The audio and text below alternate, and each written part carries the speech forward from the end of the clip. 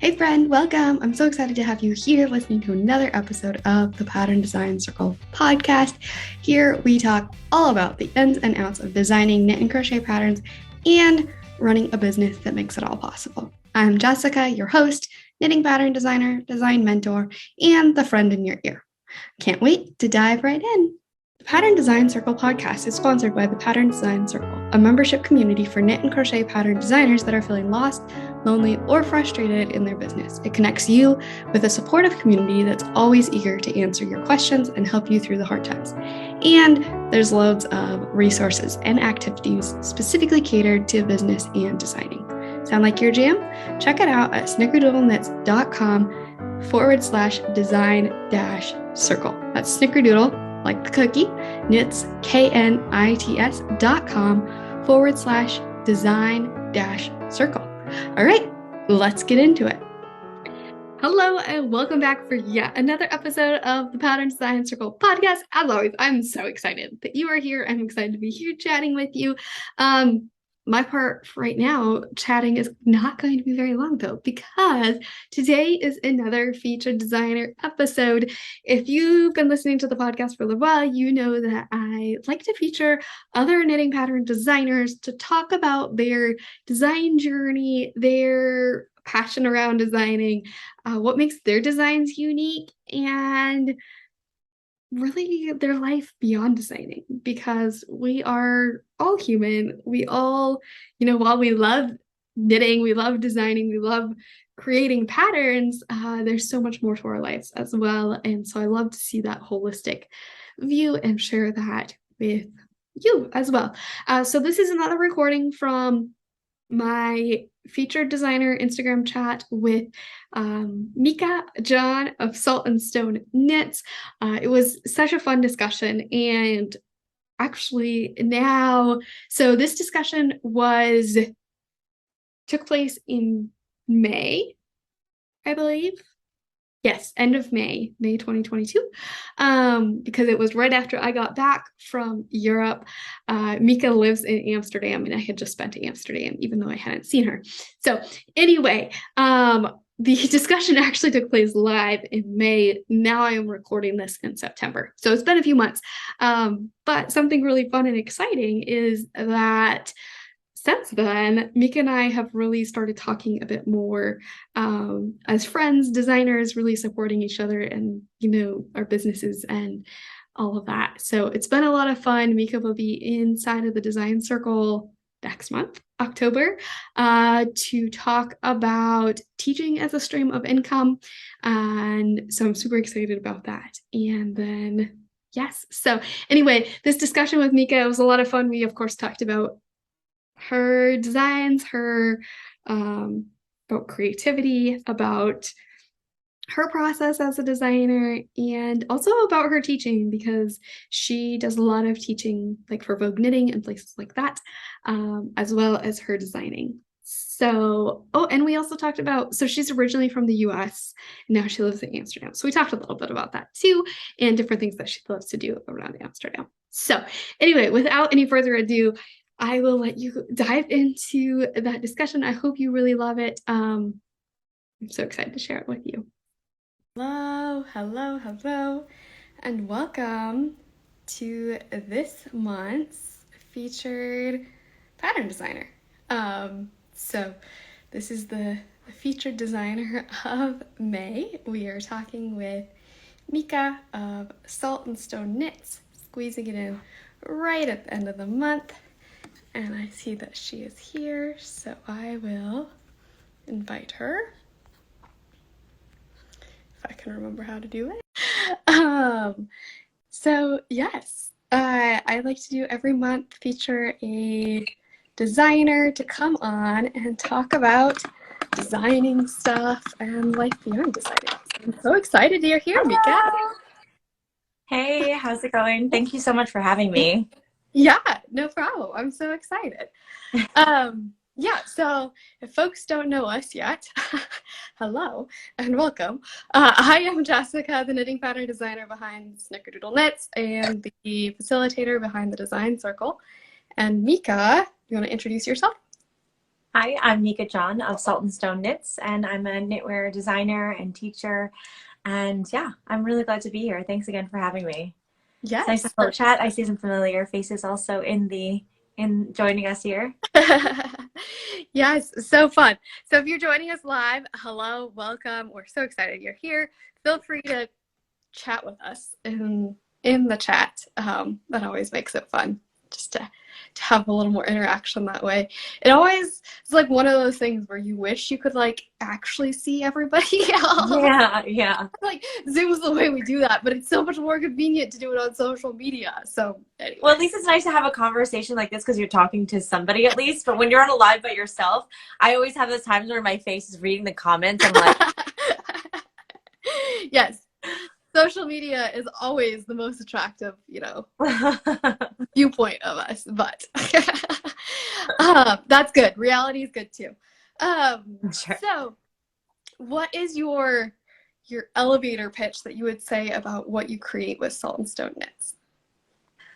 Oh, that's tricky. That's actually on the to-do list to kind of like tighten up and get like a type two on what I do. Well, yeah, I am a originally from New York, so a New Yorker living in Amsterdam, uh, creating knitwear designs and teaching. I say that, Salt and Stone, it's actually kind of grounded in, so kind of like stone, my work is grounded in technique and enhanced with texture. So that was I also kind of a love play of that. Salt and Stone, thanks to the work of Catherine, who I was working with to kind of come up with a little bit of tagline, and she came up with this brilliant idea about combining technique and teaching with the texture that I love. So yeah, I'd say that's if you wrap it up. Yeah, I love that. That's so fun. So maybe since you've already kind of talked a little bit about what Saltstone is about, do you want to talk about how you got started designing? How that whole process went, how long you've been designing, all of that stuff? Yeah. So I learned to knit probably like many of you when I was younger, but I learned to knit from my mother, and excuse me. I learned to knit from my mother, but she kind of taught me, and then that was it. We didn't really discuss it much afterwards, and we were just kind of like a lone. I was just like a lone knitter. I had a project here, a project there, and didn't really go past what my interest was at the time. So I didn't really have much to inspire me. I had a little bit of a knitting business when I was in high school. Like I could knit a hat in a period, so people would throw their their requests at the beginning of the period, and then I knit, and then I'd have a hat. But past that, it was pretty much just on my own. So it wasn't until I had moved to the Netherlands in 2017 to be with my boyfriend, my now fiance, that I was packing my two giant suitcases, and I was like, okay, I'm gonna have a lot of time to myself, not really gonna know super a lot of people. So it'll be nice to have some crafts in there. And I was just trying to figure out which ones were going to fit. So last minute, I packed everything I needed and then jammed some yarn in like the crevices, sprinkled some needles in there and some hooks. And then I came to the Netherlands. The first thing I started doing was crocheting, actually, and really enjoyed that. I learned crocheting from a Our Lady of Snow in Brooklyn, in Greenpoint, women who were creating blankets and hats and scarves for homeless shelters. So they had taught me how to crochet, and I picked it up, or continued to do it when I moved here. And then I was like, well, maybe in the Netherlands there are some knitters and crafters that, I can kind of relate with. I had no idea at all what, what I was walking into. So kind of the incredible designers, yarn shops, dyers, uh, everything here, history of knitting here. Um, when I finally mustered up the energy to go to a craft night, I went to my local yarn shop, which was Stephen and Penelope, and it was a bit intimidating. A lot of people were speaking Dutch. I didn't speak Dutch at the time, and I was also coming in with like just a little project, and everyone had these gorgeous sweaters and everything, and it took a few tries and a few months in between for me to actually get comfortable. But one day I went in totally in my groove, excited to see my friends, super inspired by everything what people were making, and I decided to take on my first sweater. Made my first sweater, and I was like, oh, maybe this designing thing seems kind of cool, Yeah, we'll see how it goes. I come from a family of serial entrepreneurs, so it's always, jumping from business to business, and also just kind of talking around the dinner table about how we can dive into this industry and make it into a business, or what kind of licensing would you need, or what kind of how would you reach your audience, like kind of more like step-by-step things, how to get there. So I always wanted my own business. I just didn't know what industry it would be in. So when this idea of knitwear design came into play, and I had such an incredible support group from my crafting, from my craft night, I was like, all right, let's give it a try. I sat down with with Gosper, and we did an assessment of the landscape. We were just like, okay, what are the advantages that I have? What are the disadvantages that I have? How can I overcome them? And, at what point can I start building a team to compensate for it as well? And, what's the strategy here? And we gave a timeline of a year to see how it went. And after a year, I had released one pattern, and Vogue Knitting had actually reached out to me to start teaching.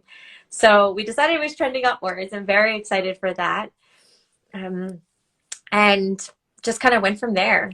I can't believe it's been 3 years since I released my first pattern. Actually, today's the 3-year anniversary. I released Chickpea, which is crazy. And yeah, it's been a crazy, crazy ride since then. So yeah, most of my work is in designing, and then transferred at first it was designing, and then it got into teaching, and I just discovered I love teaching. Yeah. So yeah, and then most recently I just did Knit Stars. Yeah, also a huge surprise. Crazy. You never know who's watching or where your name's being mentioned, and that's how I felt with both Vogue and Knit Stars. Just came out of nowhere, and super, super grateful for people that were watching and mentioned my name. Yeah, I love that so much. Okay, I have like a million different aspects that I want to talk about, so we'll see if I remember them all. But maybe starting chronologically, as a kid, so you learned how to knit and stuff. Did you do a lot of other crafty hobby kind of stuff? I think I painted a bit. I was drawing. I, was in AP art growing up, or like in high school. I don't know what I did, but yeah, I did enjoy kind of crafting and more creative stuff, but I would have never called myself creative, that's for sure. Yes, I can totally relate. I was on a podcast in April, I think it was, the Feel Good Social podcast, and we ended up going on a whole tangent talking about creativity. But I never thought I was artistic or creative or any of that. And we kind of talked about like where that stemmed from. Like elementary art school when it was like told that my work wasn't great and all of this stuff. And I'm like, but I tried so hard on. Anyway, that's a whole other conversation. But I totally thought that I wasn't creative or artistic. I loved hobby stuff. I loved sewing and things like that. But to me, that wasn't creative. That was just following somebody else's idea. Yeah, and then, true. Yeah. So I did remember kind of like trying to sew my own bags with my mom, or I mean, everyone in my family is really creative in a lot of ways too. And yeah, I think it's also, relatively speaking, I also felt like, oh yeah, it's not, I can't do that. So there's also a bit of that as well. And I felt like I have this romantic idea of how creativity kind of happens for other people, that it just kind of like flows from their fingers, and it's this the air they breathe almost. And compared to that, my idea seems super, hi Prue. I saw I think that compared to that, my idea seems super clinical and structured and a bit more, yeah, manufactured in a way than this, like, oh, the sun was just beaming through the window and fell so lightly through the air, and I thought of this beautiful painting. I was like, okay, that would never happen to me. Or like some people who smell yarn and they're like, these need to be mittens. So I was like, that's 100% not me. So maybe it's also a bit of a skewed romantic idea on what it is for other people. Yeah. And also, I think linked to that is also your definition of artistic. Like for me, like I always think of artistic as like painting and drawing, and I always say I can't even draw a stick figure. But like, you know, it's kind of the same idea where it's like, it's just like this assumption that it just comes naturally and it's like easy, and it's like the pen just creates what it wants. And I'm like, I can't get this thing to do what I want. Yeah. And I have a little cousin who's amazing at, I guess he's not so little now, he's graduating this year from high school, but he's amazing at like sketching and stuff. At one time he was like, you know, it's like I practice this like hours every day. It's not that this is easy. And so I think it's just like a lot of misconceptions that society have around talent and art and creativity and all of those different things that make us feel less than or not good enough. And also a bit of the kind of the highlight reel, right? The idea of social media that kind of brings up the top of the top, and you think people are just, you know, doing that in their sleep. But even before social media, the idea that, you know, you put your best foot forward and you think that you don't see, it's not so much about what you do see, but what you don't see is so many scribbles, so many things that don't, you know, that the person doesn't feel comfortable with, and all the steps that it takes to build up to that point. So I think I've slowly adjusted to the idea of calling myself creative in my own way and finding my medium and being a bit more comfortable with the term. Yeah. I wouldn't say artist. I'm still not going to go there. But I feel like we're so similar. Do you have more of a, like, do you have a mathematic background, or like, are you into that kind of stuff with their structure or anything? So when I was mentioning advantages and disadvantages is I can barely do simple math. So you can imagine what a special kind of hell it is to grade a sweater for me. Oh, you're so sweet, Prue. And thank you. But also it's 5:30 in the morning where she is in Australia right now, which is so crazy. Good morning. Dedication. And yeah, so one of the disadvantages was definitely math for me.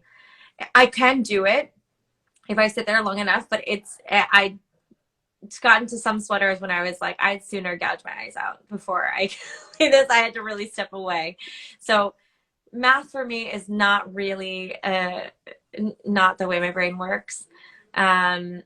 Science, and I guess that was kind of like my specialty. But whereas it comes to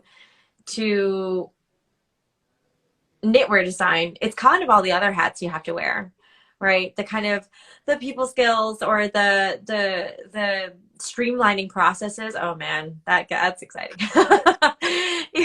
So the organization, the kind of putting all the pieces together, the kind of angling and positioning to grow your business and to figure out where you want to go and how you're going to position yourself to get there, kind of jumping from place to place.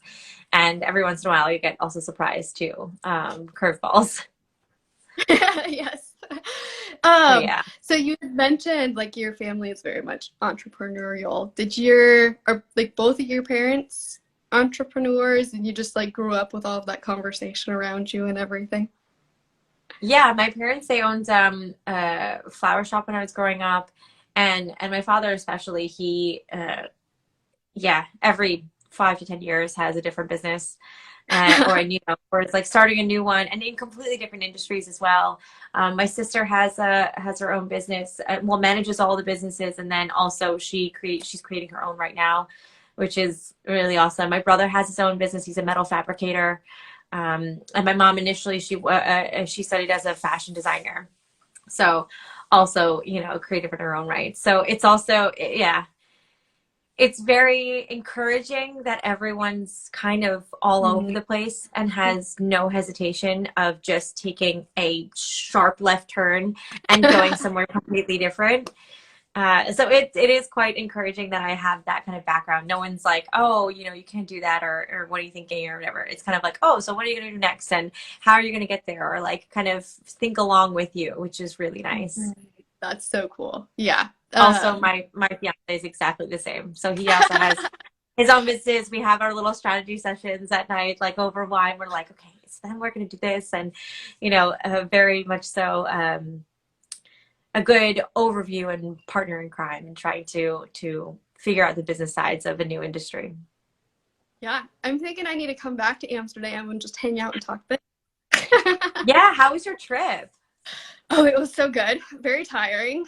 I mean, it was chaotic, and I'm still definitely like trying to figure out my sleep schedule and my life in general. Yeah, hopping around and stuff like how that. To function in normal life again. And congratulations on In Tandem too. Thank you. Yes. That's really exciting. Yeah, so for folks that don't know, I just got back from vacation, 2.5 weeks in Europe, and the second city we were in was Amsterdam. I absolutely loved it. So I was going to ask you, about that whole, like, excuse me, you moved to Amsterdam and it was this new place, and how did that whole transition go for you? Like, it was very much intertwined with this whole journey of becoming a designer as well. Yeah, I completely switched industries when I had moved to Amsterdam as well. I became a user experience designer, and I was starting off with a learning development and design at the same time, trying to see kind of where I wanted to take things. And this was right before I moved, and was learning both to see what kind of I gravitated towards. Also, it's helpful, to have an understanding of both when you're working. And then kind of from there, went to see what doors opened up a little bit easier, and I happened to go for design. So I built up my own built up my portfolio in a couple of months, just giving myself exercises, trying to see what was out there and what qualified for getting a position. And then within a few months, or I'd say like maybe 5-6 months or so, I was working on that and got here, connected with a friend, and worked for Vodafone as a senior UX designer. I was on like a little team first, and then I kind of moved up, and that was my first dip into corporate realm, which was very strange and also very exciting, because like my first time in actually kind of having friends of my own in the Netherlands, because all of my other friends had been through Casa, and there was a first group of people that I had introduced to him that he didn't know. So it was definitely mixed into this whole kind of trend. That was like the biggest part of my transition. And then I realized that corporate wasn't so much for me, and I kind of wanted to do my own thing, and I was taking my Dutch exams. So I was like, okay, I have some time, also just take some time away. And my project had finished. So I was playing around with the idea, like when you're at work, and during the lunch break, you like the crochet hook and the yarn is sneaking out of your bag, and you're just like, And the more and more you think about it, I'm like, okay, yeah, maybe this is something that's important. And I'm just reading the question here. I will go back to that in just a second. And let's see. Yeah, so that was a big part of like mixing in with my initial move here. And then I kind of went into the knitting. So when I had first moved, I was mainly focusing on user experience design. And then I kind of got into like a year and a half later or something like that. And then it was like, all right, let's see if this actually works out with the knitting. And then we set the clock. So Pruitt asked, let me scroll. Oh, have you brought any of that learning design experience, user experience design into your online and F to F with knitting? Oh, okay, yeah.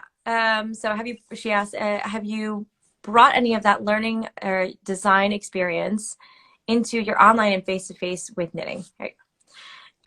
Yeah. So that was one of the biggest pain points that I had when I first started knitting designs was the patterns.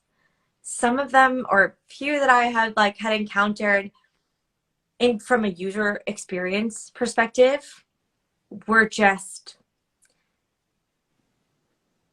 yeah, we're just leaving one to maybe oh, not at all rude, don't worry. And also autocorrect is just is there to get you. The user experience design of patterns was really tough, and I was thinking like, okay, how can we visually actually approach this? And that was my first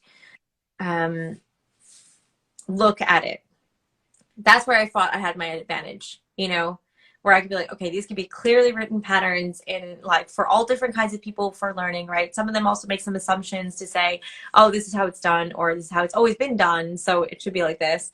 And so I like to write really thorough patterns because of that, and work with an incredible pattern writer and grader who also feels that way. And Olga, hey P, and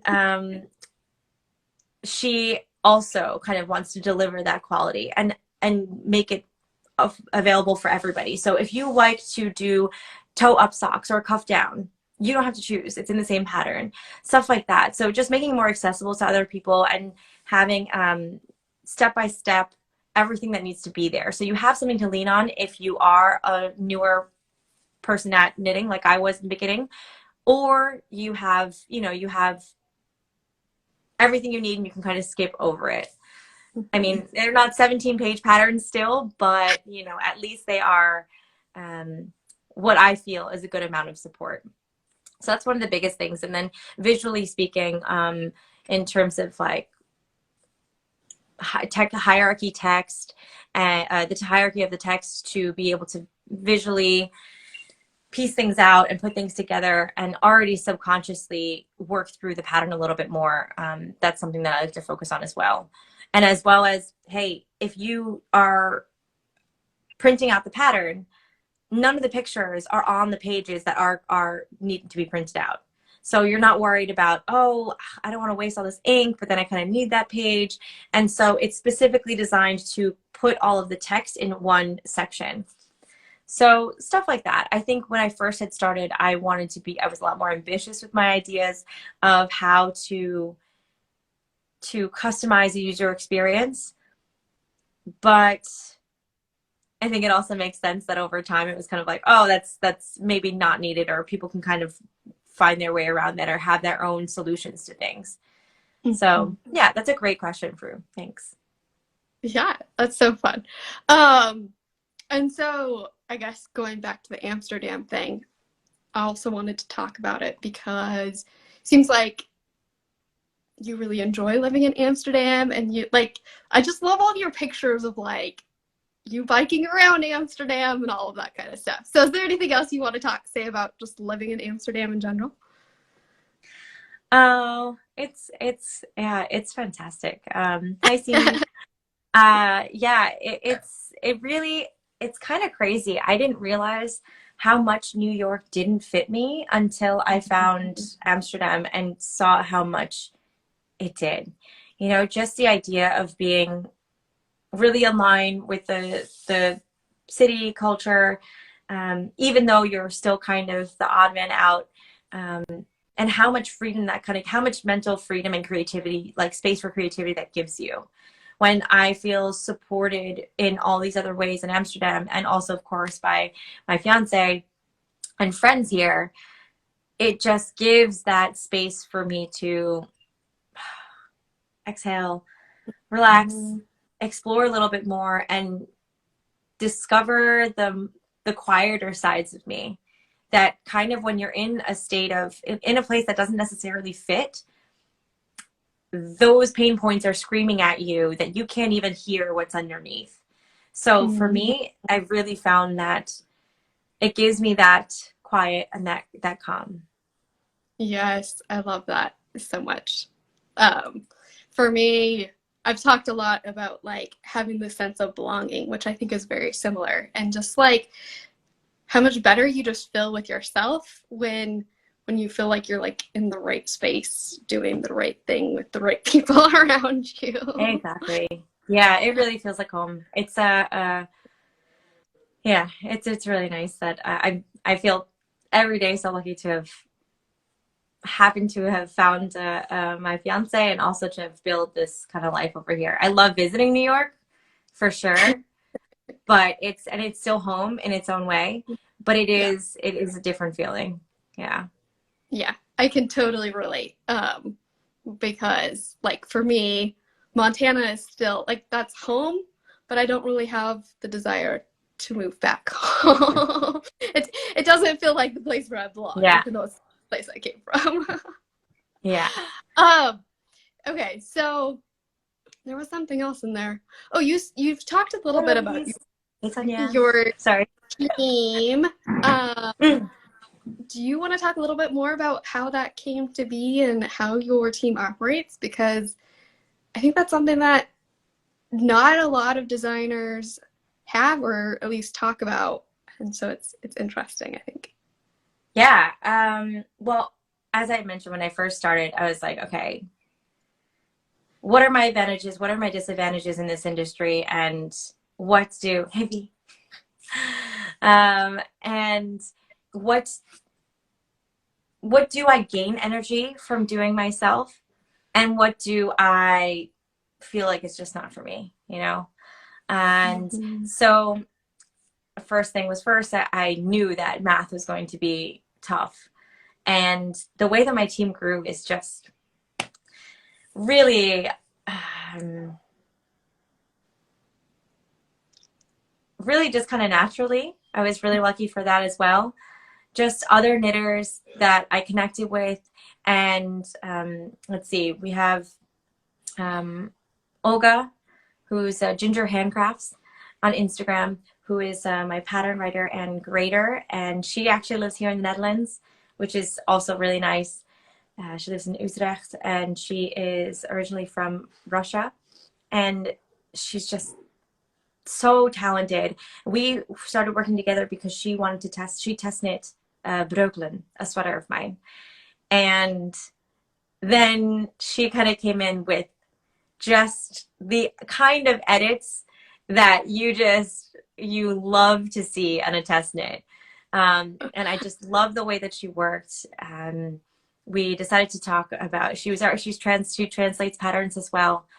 And we decided to give it a go for one of our patterns, and just see if we can kind of come up with a template to kind of work from, a style guide, and see if we work together. And it's been great. She's really talented and super smart, and I love working with her and seeing her point of view. So when we work together, I'll come with a design and any particular like specific things that I think should be important, and then we develop it together. And so I'll say what sizes and what yarn, and come up with the idea, and also anything that's like, oh, it's really important that we use this kind of cast on or something like that. And she's like, oh, maybe we should do it this way. So we do really develop it together. And then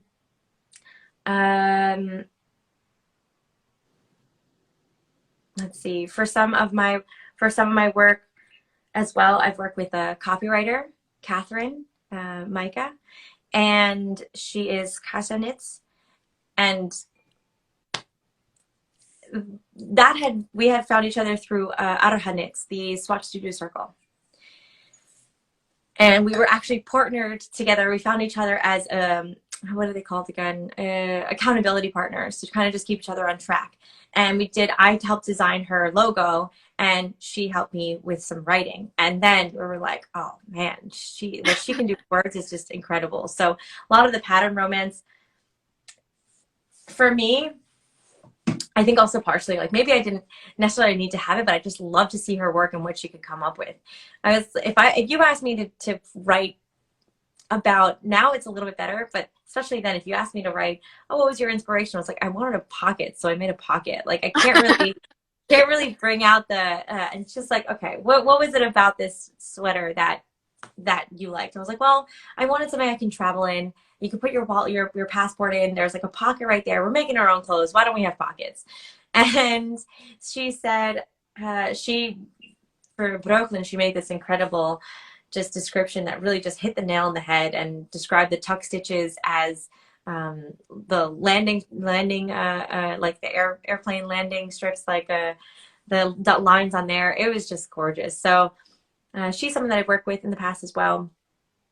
And a sample knitter, Mieka Cowl, who's handmade by Wonder Witch, and also Mieka Cowl on Instagram. She is just incredible, man. So she works with me and Olga to also kind of give her input on how, as she's knitting it, how what she found a little bit difficult, or what, from a beginner's perspective. She's also a teacher as well, so that really adds another dynamic to the final design. So she knits like lightning fast, and I met her through Cross and Woods, the yarn shop in The Hague, and Eloise had introduced me to Yof, and we really, really hit it off. She's just, extremely talented. She spins and dyes, and she gifted me some yarn that I'm weaving with right now, and she hand spun it and dyed it. Crazy. And extremely, extremely talented. So just to see them work is really great. And then for layout, I work with Jesslyn Stardust, who is Jesslyn Illustrated on Instagram, and we've kind of found each other through another friend of mine who's a crochet designer, Heather Griffith, and HGDC Crochet. She did some illustration work with her. So Jess does the illustrations that I use for my schematics, and she also puts everything in layout. So we have a template that I give all the information afterwards, and she kind of puts it into the layout, and is also kind of attentive to how it should be formatted. And so I think that's, and also for photography, I've worked with another knitter as well, Flavi. I met through Flaxfield Designs, Rose, and she also lives in the Netherlands, which it's also just so great to meet other people who are living in the Netherlands that are knitters and have their own businesses in other parts of the industry. And Flavi, so she's taken some of my photos, especially of recent and upcoming designs. So all of this, working with a team, not only do I have a little bit more space and some room to pull out from the pixel by pixel adjustments, but also I get to work with incredible people who I'm just in awe of, and just really truly enjoy working with, and just appreciate their expertise, and however I can further support their side of the business, right? Because you see a lot of yarn dyers or knitwear designers, and it's a lot of hats, but it's not the only way you can be in this industry. And I think that that's super important to bring out there, and also to kind of support them in their businesses. Because if you don't really like all the rest of the things that come with it, then sometimes people are a little bit more quiet about working with a team, but I'm just like, they're the best, and they if they've got time. And I also work with the social media manager, so Larabelle Social. I've recently started working with her. She's in the UK, and she's awesome too. It's been fantastic working with her. She is when you're planning out social media, and you're doing a reel especially, and you're like, okay, and then I'm gonna like kick, and then this is gonna happen, and then all of a sudden I'm gonna like put my makeup on and this, and it sounds really, really dumb when you say it yourself, right? And you're just like, oh, what am I doing? Like, oh, well, you know, the year you're born flashes in your eyes, and you're just like, sit down, you should be doing reels. But when you work with Lara, she is awesome, and it's nice to have somebody else to talk to about that. That doesn't make you feel like really silly for doing these things. And it's nice to have her expertise and just kind of have a little bit more structure, because I don't know about you, but social media is the first thing to drop for me when things get kind of crazy. So just to have someone to really work out ideas with, chat with, actually make it fun, that's yeah, worth it from the worth everything. So yeah, that's my team. It's really been great growing this team really naturally, finding everybody, and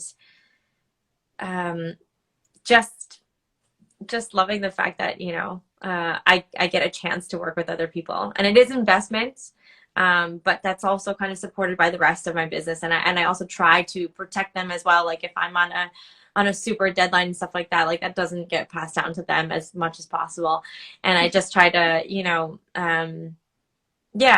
try to provide them also a good working environment, and hopefully, you know, we get to work together for longer. Yeah, I love that so much. And I love that when you create a team in general, any business, that you're really being more efficient about the work that's being done, because everybody's doing the work that they enjoy and that they're good at. Like you mentioned, you know, so often entrepreneurs talk about how they have to wear all these hats. And to a certain extent, yes, that's true, but then there's also a lot that you can hire out. And so especially when the hats are getting overwhelming or not enjoyable. And knitting is not known for being very fast. So like for actually doing things on the needles, like takes a long time. And, you know, as a designer too, I'm sure you're familiar, you're thinking of 17 different ideas before you get to the end of the row. So true. Yeah. Okay, so do you want to also talk you want to also talk about your experience with teaching? Yeah. It's actually been a while since I've taught a class, because we went to, in December, we had left to New York for 2 months while our house was being renovated. Hey, MJ. And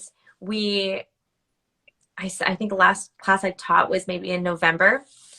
And so then we just moved back into our house after renovations. We were like hopping around for a while.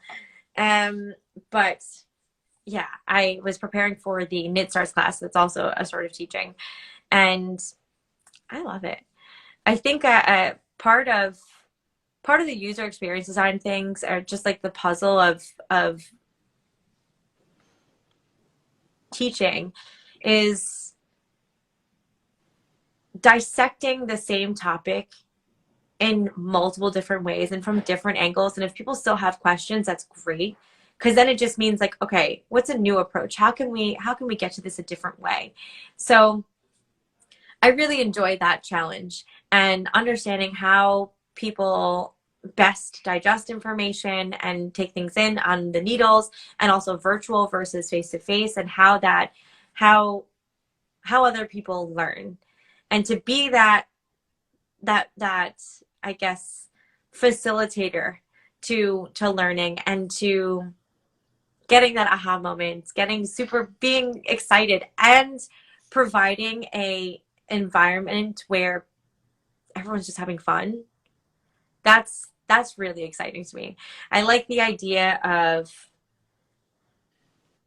we're going to have a great time and we're going to learn something too. You know, instead of just, okay, you're going to leave here with this, this, and this, you will, but you're going to connect with other knitters along the way and learn something new and surprise yourself likely. It's a whole package. And I think that that's one of the skills that really means the most to me throughout this whole journey, because it means that I get to connect to other people the most. And my first teaching opportunity was through Vogue, as I mentioned. Gabby and Erin had reached out to me for teaching at the 2020 Vogue. I think it was the 10th anniversary, but was it? I don't know. But it was my first time going to Vogue, and I was teaching 5 sold out classes and a lecture, back to back to back to back. And it was the best kind of crazy. I mean, I remember just preparing for those classes and everyone who was involved in helping me, like all my friends who did the dry runs, all my friends who supported me were like, oh yeah, like, you know, maybe this is a tip you can teach, or yeah, of course, Beth, Erin, and Gabby there as support, some of the teachers that were there. I remember I used to take, I had taken one of Bristol Ivy's classes, and she was the first person that I saw walking into the teacher's room. She's like, I'm so glad to see you here. Come here. And she gave me a big hug. And that was like my first entrance into Vogue. And that will always mean the world to me. Yeah, that was, so that was my first kind of dive into teaching. I had done just a few more teachings in person before everything moved into virtual. And then it's like like my first time teaching virtual is really, really stressful. I was like, I don't even know if I can do this. It was like one long run-on sentence because I didn't know how to handle the silence and 40 something people in a room. So it was that was definitely a bit of an adjustment. But after a while, yeah, teaching virtual is, I think, one of my favorite things. I think I enjoy, of course, it's been so long since I've taught in person, but just the fact that you can tune in from anywhere in the world, like we are here. Yes. And feel some sort of connected, but not have to have, like, you know, also like a weekend is quite exhausting and quite a lot, you know, something you have to prepare for. Also accessibility wise, whether you can actually travel or afford the like tickets and all that comes with the events and stuff. Just to know that virtually we can reach so many more people because of that is also something I really like to support. And it feels like even more of a special connection if you're letting my voice boom through your house, like, you know. Yeah, and I love just all of the virtual stuff in general, the greater opportunity for connections just in so many other areas that we wouldn't have otherwise. I think it's so cool. Yeah, totally. So,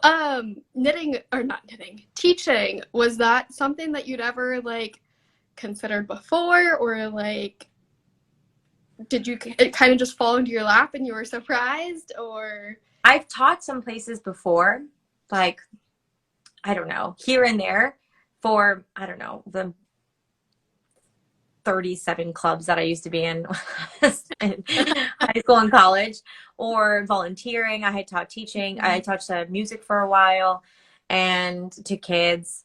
So the idea wasn't super scary to me in that sense. I had thought about it, but I think I to be honest, when Vogue had reached out, I hadn't thought about it. I hadn't thought about it then. I did one of those, like, I'm sorry, did you get the wrong Instagram? I was like, wait, it says my name there, so I guess that must be me. Yeah, I am so grateful to them for taking a chance also on me, and I think they also really spot it and believe it and support you in so many different ways, Vogue, for if you're interested in teaching. And they're really, really there to help organize the class, to help you see other teachers and try it out, and also technical, like the gear that you need as well, really help and support that. So in that respect, I felt really comfortable taking on something like that, knowing that they were there and I had a lot of people to reach out to. They also connected me with other teachers to ask their advice. So I hadn't thought about it at the time. I think it was one of those, like, I recently described these events where, you know, you get this opportunity and you didn't see it coming at all, as you know, in Mario Kart, you get the mushroom and it, like, you know, like the mushroom power up and you go like so much, like the accelerator. That's kind of what what I felt like. And so, yeah, I hadn't thought about it at all, but I was definitely open to it and not super nervous because I really did feel supported.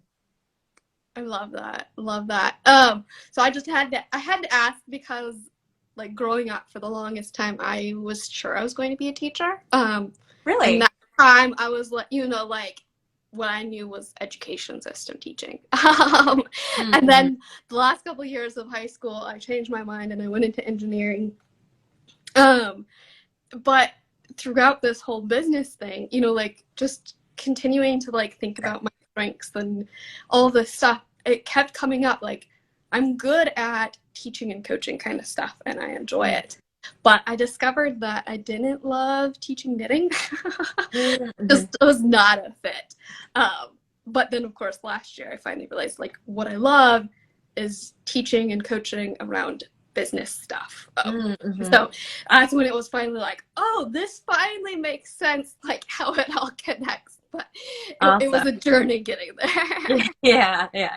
As it is, Yes. you know. I think I'm also at a point right now, to be honest, like a bit of just uncertain on where to go next. And there's almost too many options in terms of, you know, and then there's some things that I'm like, okay,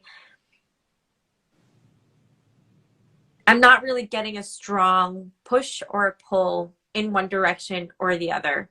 And like I can't really do any testing or any kind of idea to see what will, and you never know what's gonna really be, what's gonna pay off, right? And there's so much work that goes into anything you do in this industry, or any, you know, any, like, there's always work. whatever you're doing, whatever you're working on. And so right now I'm at a point where, okay, do I go towards teaching, and in what way? Or, you know, I don't have, you know, because of all the teaching that has come out of nowhere, I don't have a huge catalog of patterns. So I'm like, okay, but I also kind of want to fill that out. And, you know, it's just an ebook, right? Like then you get to get these like random things that are thrown at you, like, oh, why don't you do that also? Or, oh, or set up a Patreon or Twitch. I don't know, like all these options now, hey, Laura, that you can kind of go into. And it does take trying, going in one direction and taking note of whether it works for you or if it doesn't. And then hopefully you end up in a place like you where it all works together and kind of comes together in a place that really feels right. To be honest, right now I'm in one of those in-between places where I'm like, I don't know if I should go left, I don't know if I should go right, don't know what to invest in. And yeah, hoping for some sort of feedback, or just choose a place and go and then just take note, and hopefully it'll all wrap up together nicely. Yeah, something that I found to be like an amazing amount of encouragement. Like a year and a half ago, I took this course with Nicole Walters, and she said, it's okay to change your mind. You know, like so often we feel like, and I thought of this too when you're talking about your dad starting all these different businesses and stuff. So often we feel like we have to go one direction and stay with it. And so it makes the decision process so much harder, because it's like, I have to do this thing, and in order to actually be successful, I have to stay with it. And what are people going to think if I go in a completely different direction, all this stuff. But the way she described it is, when you change your mind, you've just making a more informed decision. you have new information that you didn't have before, and it doesn't say anything about how good or bad you are as a person. Yeah, and also it's I mean, I've changed industry. Like I studied pre-med in bio. I worked in ambulances for 5 years, volunteering as an EMT. I went to user experience design. I worked for a meditation company for a while. And I always felt like a kind of jack of all trades, but master of none. But now if you kind of flip that, I feel like, okay, I've brought, as Prue was asking, like a lot of that experience from user experience design into my work now.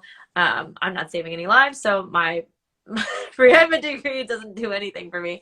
But little experiences also, and changing your mind and taking that along with you and not just kind of scrapping everything is really powerful as well. And it's what makes your product and delivery and your personality, your experience, and the community that you build different than anybody else's. So I do see it as a strength, but I still wish it would help me figure out what to do next. Yes. Yes.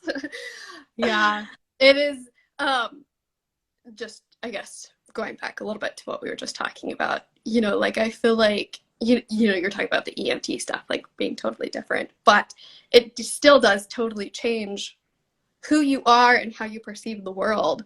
And that is like so powerful as a business owner. Like, I mean, especially for us who are the face of our businesses, like that is so much of what our business is. And so, all of those experiences I think are so valuable. But yeah, for sure.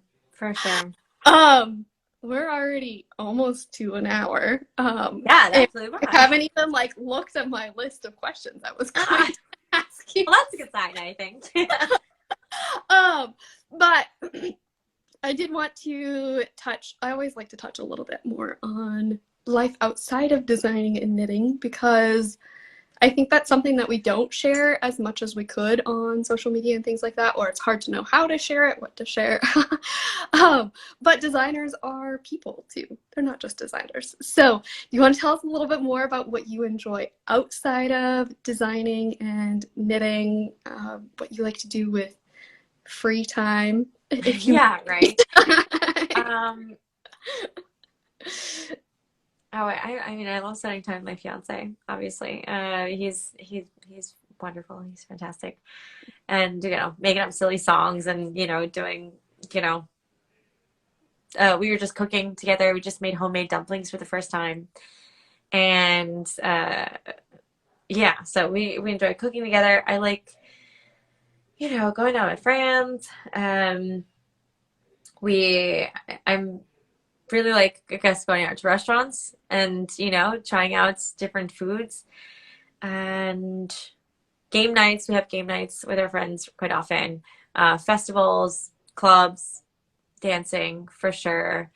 Definitely a night owl partier. And yeah. I don't know. I mean, I like, weaving. I guess I was trying to think like outside of the fiber realm, but I guess in my free time, I'm a weaver. I don't know if you can see my there. But I think cooking, weaving, dancing, friends, cycling through Amsterdam, and lately I've been I found this YouTube channel that does Cantonese recipes. And so I've really been loving connecting with my culture, my family a little bit more, because a lot of those recipes weren't passed down to me or they weren't written down. And so I kind of just wrote it off as lost in my childhood and something I could only get at a restaurant or from other family members, but not anything that would come out of my kitchen, But I found this YouTube channel, Made with Lau, that explains it all super well and from a talented chef. So that's something that I really enjoy doing. And that's something I'm working on now is focusing on building my skills, cooking, and hopefully, passing that on one day and just making food for friends. And yeah. I love it. Okay. I will ask you about your designs in just a second. But first, I want to go back to Knit Stars, and you can share about that, how that happened, the experience, all the excitement of it. I got an email, and I thought it was a promotional one. And then I read it, and I'm like, again, it was like, oh, wait, they're saying my name is there. And they're like asking if I want to be a part of it. What? That's crazy. So I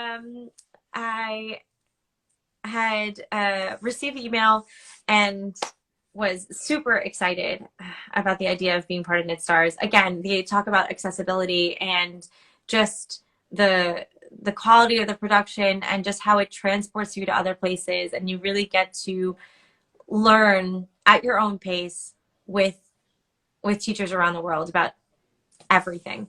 That was super exciting to see as a knitter, but to be a part of it is just an absolute honor. It's just incredible. So my class is on textured slip stitches, and it dives into different kinds of building on different kinds of slip stitches and how you can kind of sub those out. So the pattern is oh wait, I have one here. I have here. One second. The pattern is a slip stitch cowl. This is the basics pattern, and this is like the single cowl that you can kind of just already start to see the simple slip stitches and how they interact with each other. And there's an advanced cowl as well. And I love slip stitches and just the depth and the range of them and how you can really create such incredible textures. And then when you add in color, it's crazy. There's so many options for slip stitches. So I was really happy to develop the idea with them, and that they were cool with me doing slip stitches, because I know other people have done some before. And yeah, I think that we filmed our my class on end of last month, and there's a lot in there. Like, we go into each stitch, how to do it, how it changes in terms of color. So I have multiple swatches from each one to see how different bases and different color changes the texture, and not good or bad, but just arm the students with the range, and then they can choose for themselves based on what they have and based on their preferences what they like. So what is a single ply going to do to this pattern? And do you want a little bit more of a busier vibe, or do you want it to be like pronounced and have the slip stitches shine? So we're just giving everyone a little bit more of that in-depth knowledge of or in-depth perspective on how slip stitches work and how different yarns and bases can affect them. So yeah, and it was really fun. So I think also for my little lifestyle piece in there, we went to a nightclub, went out with my friends, had some drinks, I was dancing. So it was also a totally flip side of things. Went to a plant store, and also riding around Amsterdam. The film crew was sitting in a bakfiets, in one of the bikes with a bucket, and filming behind me, which is just crazy. Yeah, it was really a really fantastic experience. So that's coming out in October. It'll be available for October. The entire season, and the lineup is just awesome. It's really wonderful getting to know the other knit stars along the way, and yeah, it's been a really incredible experience. So I'm excited to do a lot more with slip stitches, and yeah, definitely a lot more coming in that direction. Yeah, and you collaborated with Sonder Yarn, right? Yeah. Oh yeah. Thank you. Sorry for that. Yes, this gorgeous yarn right here is from Sonder Yarn, and I had been following them and really just love their color palette. And just to be able to see, they have every color that they offer on every base that they offer, which is just wild. So I love that idea, and we developed this custom colorway called Salt and Stone for the class. So it's this kind of like steely teal, like ocean expired, but you still see a lot of the texture, so it's still light enough to pick up on that and create a really nice shadow. So the yarn is exclusive from Sonder, but you should just go check them out. They're at Sonder Yarn Co. on Instagram, and it's just an absolute treasure to work with Melissa and Tanya and get to know them along the way too. Yeah, thanks for running me. Sorry, I'm like, Yeah. No, not at all. but yeah, exactly. It's just yeah, it's been a wild couple of months preparing for this and getting to meet everyone and talking to Gigi and getting her advice on things, and also having some things that I had in the back burner really get whipped into shape and really have a, sometimes you need that deadline, right? Yes, I love it so much. And it was so fun to see like the announcements come out, because I talked to you a few months ago about having you now. And I had no idea, of course, that you were going to be at Knit Stars or anything. So it was fun to like have somebody that like I've actually like talked with and like kind of know as a Knit Star. Yeah. You can imagine how I feel. It's crazy. Yeah. Hi, Cataline. Yeah. Is there anything else you want to say? Go ahead. No, it comes out in October. Keep an eye out. Check out the lineup. You can go to the link in my bio and see who else is in Knit Star if you haven't already checked it out. And there will be it will be available again in October, and you can see a lot more of the sneak peeks of everyone's workshops. So yeah, keep an eye. It's super exciting. And you can also get the exclusive colorway yarn, which is stunning. Yeah, I'm so excited for you and everything that's been happening. So let's go ahead and dive into your designs, because it would be silly to end this live without actually talking about your design. Do you have some of your samples with you? I do. I have, well, I'll start off with one that everyone can get right now, which is free on my newsletter. It's this, it's a slip stitch mosaic hat called Velsin, and you get it. It lands right in your inbox when you sign up for my newsletter, if you are so interested in that. And it is a super cozy and Camaro Snuff Nug hat. I absolutely love it. It's super quick knits, very chill, and yeah, you can kind of get a little dip into mosaic if you've never done it before, and just trying to spread the slip stitch love over here. So this is, if you sign up for my newsletter, it's called Velsin, and it's really textured, cozy hat. And I have a pattern that's actually releasing on June 10th. They are called Hello. They are sock pattern. It's a sock pattern, actually inspired by Dutch brickwork. Oh. And yeah, they're just these little colorful cuties. I have them. They're also in a ankle version, mid calf length version as well. And yeah, super fun, addicting knit. And they are coming out on June 10th. They're written, as I mentioned before, toe up and cuff down. Oh, I should also mention one of my patterns is not toe up and cuff down, because that was for a special collaboration, and I was talking about the user experience before, but it is getting updated. So I'm hoping to also bring everything up. You know how it's like to go through the back catalog and trying to get everything up to what things are now, or trying to roll out updates and stuff. So yeah. I did misspeak there. But yeah, so these are Hello. They are made in Rosa Pomar Mondim, and they are just super cozy, great for any boots that you want, also for any kind of cuties, really chill, easy to memorize, color work section. Yeah, they're just super cute, and I'm excited for them to come out. I've had them these have been knit for almost a year now. They've been waiting for a very long time to see, to see the light. So and I can tell, like, just looking at them, that they're cozy. Yeah, they're super cozy. The yarn is fantastic. I love Rosa Pomar's yarn, and I actually went to go visit the shop in person, and that's when I had picked it up.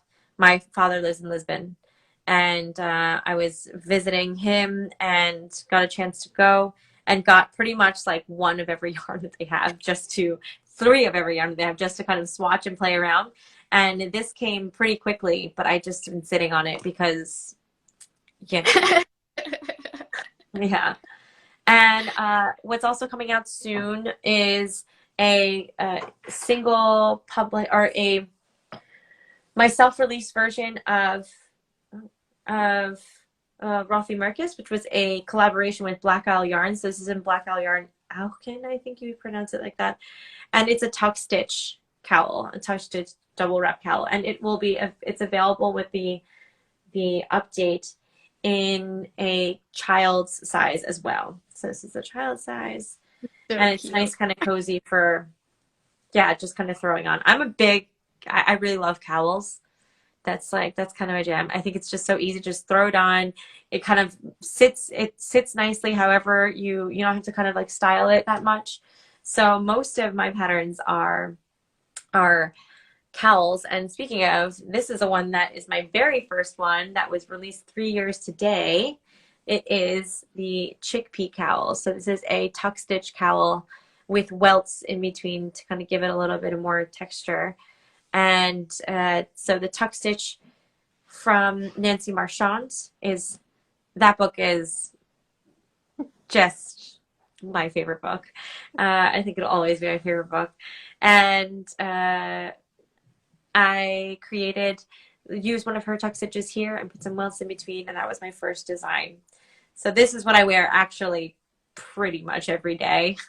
I love this. This is in Long Island Yarn and Farm Yarns, and they're alpaca, and it's actually a alpaca farm that is 40 minutes less than from my house that I grew up in.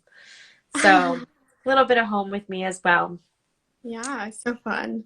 Yeah, so that's really fun. I think, I also have, do I have time for another? I have, so this is Kessel, and I don't know where my Lynn Socks are, but my best-selling pattern is Lynn Socks, and their textures, you have them. Oh yeah, you haven't had them on needles yet, but they are written for ankle length as well as mid calf. They are super textured seed stitch, and they have kind of a cinched midsection to kind of really keep it on snug, and a little ankle tab so that you have is the cinched in part, because I think it's going to fit so well. yeah, it really does. It does hug your foot, and then the back has an ankle tab as well to kind of, prevent from any chafing and stuff. So a little bit of a sportier look, but with some texture and hand knit. So this one's also Kessel. It's got also kind of creases in it because they're in the house. It's a crossed stitch brioche that I also learned from Nancy Marchand in her class. A scarf in La Nivendole in their appearance wool, and this is just the best it's the best yarn for fall in general, but a super cozy kind of unisex scarf pattern that is a really mindless knit. You're pretty much just doing straight brioche in the middle, and then you kind of go into these cross stitches in between for a little bit of interest. So yeah, that's also another way that I kind of like to look at the experience of, like, the user experience, not only of experiencing the pattern, but how you're going to interact with the piece itself.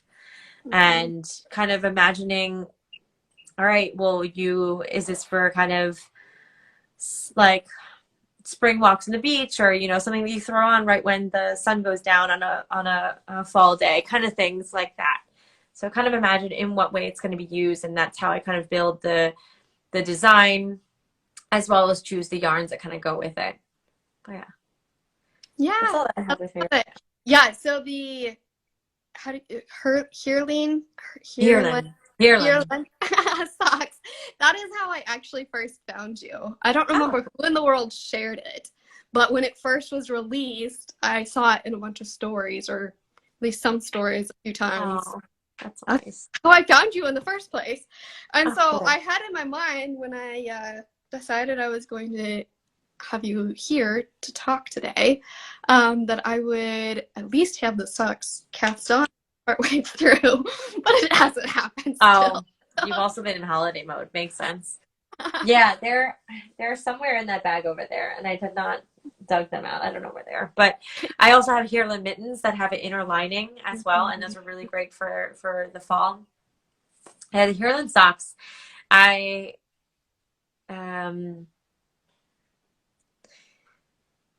was just completely blown away by the response to them. And yeah, it means a lot that, you heard about me through them. And yeah, they're nice little cuties. Yeah. Do you also real quick want to share the story behind that you'd emailed me? I shared it in one of the posts that we talked about, but you weren't going to design socks and then something happened. Yeah. Oh yeah, exactly. So I actually went to Unravel in the UK, and I had just started my first sock, my first real sock. I'd done in high school too, a few weeks before. I was like, I am never designing socks. That's just not happening. So I'm going to go to Unravel and I'm going to buy all the sock yarn there is, because that just means it's only for me. I'm not going to design with it. It's like out of bounds for the work like realm. And then a few weeks later after that, with, sitting next to my pile of sock yarn, I got an email from Jimmy Bean's Wool, asking if I would like to design for their sock club. And then that's how Heirloom had started. And I was like, well, I'm not going to say no to that. So I guess I'm a sock designer. And again, I was really grateful for them, to them for, taking the chance on me for my first sock design. And it went super well. And they, again, kind of gave me guidance with it. And it was really nice to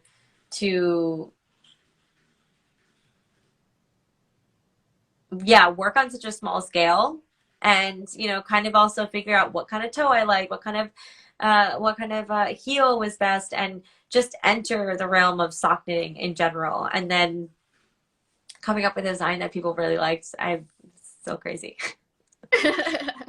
Yes, I love it so much. Well, we've already gone over quite a bit, so thank you for sticking around. Yeah, thank you so much for having me. This has been great. Yeah, so how can folks find you online and your patterns? So you can find me online. I'm mostly on Salt and Stone Knits everywhere. Yeah, I'm Salt and Stone Knits everywhere. So on Ravelry as well as Instagram here, you can find me at Salt and Stone Knits. And if you sign up for my newsletter, you can get a 20% off of my discount on my store, as well as the Velson hat that I mentioned. So a lot of kind of sneak peeks and for like special release discounts are on my newsletter. So yeah, that's pretty much how you can find me. I don't have classes signed up yet or started on the schedule yet, but probably somewhere in the fall I'll pick up again. So, perfect. Yeah. Thank you so much for joining us, and for everybody who joined live. Thank you. It was fun chatting. Thanks so much. Didn't catch the whole thing, the replay will be available, so it'll be up in a little bit. All right, thank you. I hope you have a good night. Thank you. You too. Talk to you later. Bye, everyone. Wow, thanks so much for listening to this episode. If you found it valuable, please share the podcast with a designer friend. And if you have a minute, leave a review. It's so helpful for me and means the world to me. Chat soon.